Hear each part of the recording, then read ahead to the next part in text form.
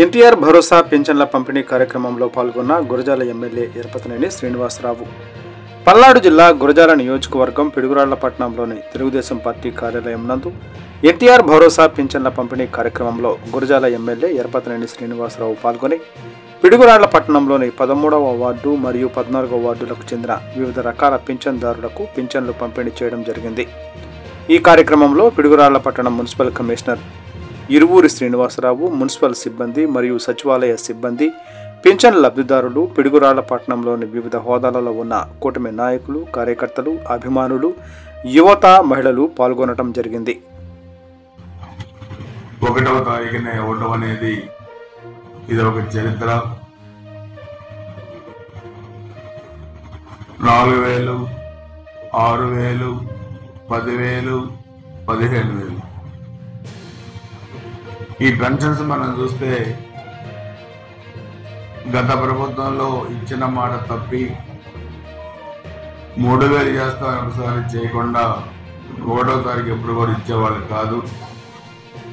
ఈ ప్రభుత్వం 1వ తారీఖు సెలవు వస్తే ముందు రోజే ఇచ్చింది, కానీ 2వ తారీఖు ఎప్పుడు కూడా ఈ ప్రభుత్వం వచ్చినాక ఇవ్వలేదన్న సంగతి కూడా గుర్తుపెట్టుకోవాల్సిన అవసరం ఉంది.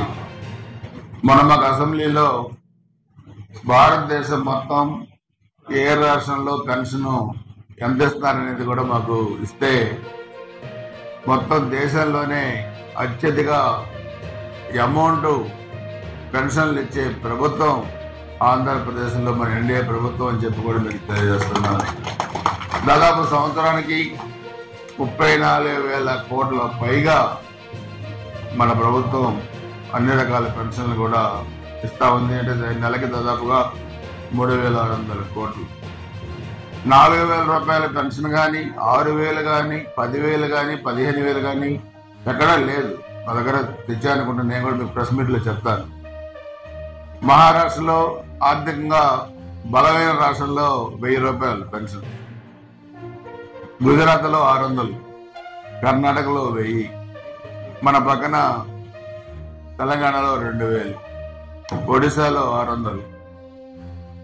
ఈ విధంగా అసలు ఇతర రాష్ట్రాల పెన్షన్లకి మన పెన్షన్లకి అసలు పోలికే లేదు. అంటే అంత సామాన్య పేద వర్గాలను ఆదుకునే దాంట్లో మన ప్రభుత్వం ఆర్థిక ఇబ్బందులు ఉన్నప్పటికీ ఏ విధంగా ఇస్తా ఉన్నారనేది మాకు మిగతా రాష్ట్రాల పెన్షన్లు చూసిన తర్వాత మాకు అసెంబ్లీలో అర్థమైంది. అంటే మన మీద ఎంత ఆర్థిక భారం పడుతుంది, ఎంత ఇబ్బంది ఉంది. 1924 మధ్య ఆంధ్రప్రదేశ్ ఆర్థిక పరిస్థితి ఏ విధంగా చితికిపోయింది. ఒక రావణ రాజ్యం, రాక్షస రాజ్యం, రాబందుల రాజ్యం ఏ విధంగా కొనసాగించారు, ఆర్థిక పరిస్థితిని చిన్నభిన్నం చేశారు. ఇవన్నీ కూడా ప్రెస్ మీట్లో చెప్తాను. దయచేసి ఈ పెన్షన్లు మాత్రం ఇది చాలా బృహత్తరమైన కార్యక్రమం. 21వ తారీఖు ఉంది, మళ్ళీ అతిథిగా 4 తిరిగితే మళ్ళీ 1వ తారీఖు వస్తా ఉంది. రోజులు కూడా చాలా ఫాస్ట్గా గడిచిపోతా ఉన్నాయి.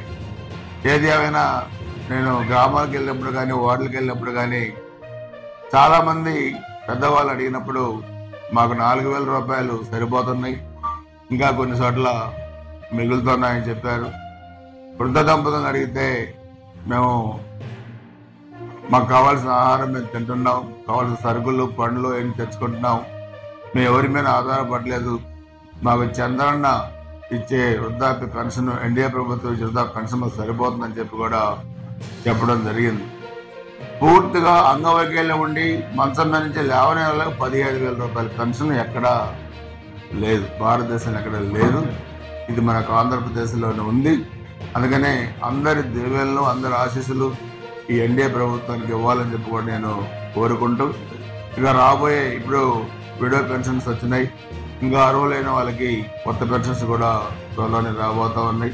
అవి కూడా మొత్తం రాష్ట్ర వ్యాప్తంగా కూడా త్వరలోనే రిలీజ్ చేయబోతున్నారని చెప్పి కూడా తెలియజేసుకుంటూ, అందరికీ పెన్షనర్స్ కానీ, గురజాల నియోజకవర్గ ప్రజానీకానికి అందరికీ ముందస్తుగా దసరా శుభాకాంక్షలు తెలియజేస్తూ సెలవు తీసుకుందాం.